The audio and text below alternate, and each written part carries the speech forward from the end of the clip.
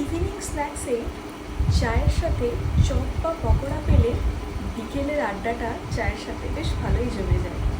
তো আজকে আমরা বানাবো ফুলকপি চপ। হ্যালো বন্ধুরা, welcome back to our channel. আমি পূজা জয়সওয়াল, আপনারা দেখেন কিচেন বেঙ্গলি। আর আজকের রেসিপি ফুলকপি চপ। তো চলো রেসিপি স্টার্ট করি। মাঝারি সাইজের একটা ফুলকপি নেব আর ফুলকপির ডাঁটা বা পাতাগুলো ভালো করে কেটে ছাড়িয়ে নেব। এবারে পরিষ্কার করার পরে ফুলকপিগুলো বেশ মাঝারি সাইজ করে আমরা এরকম কেটে কেটে আলাদা আলাদা করে ফুল করে বের করে নেব। খুব বড় রাখবো না, খুব ছোটও রাখবো না। এবারে জল দিয়ে ভালো করে ফুলকপিগুলোকে ধুয়ে নেব। এবার একটা বাটিতে জল দেব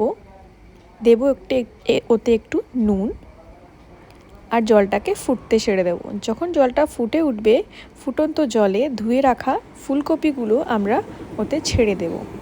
2 থেকে 3 মিনিট এটাতে ভাপাতে দেব।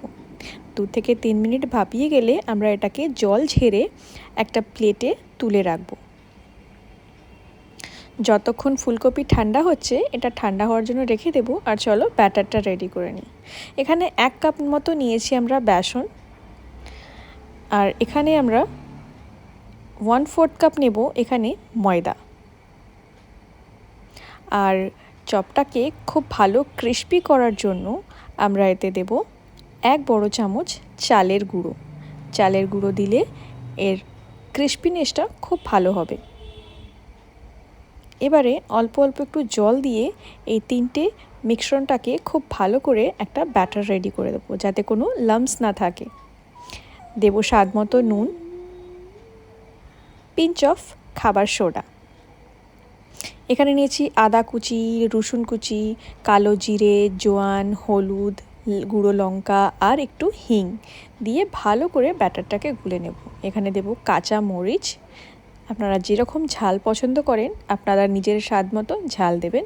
কাঁচা মরিচ আর কুচিয়ে রাখা ধনেপাতা, 1 মুঠো মতন কুচিয়ে রাখা ধনেপাতা।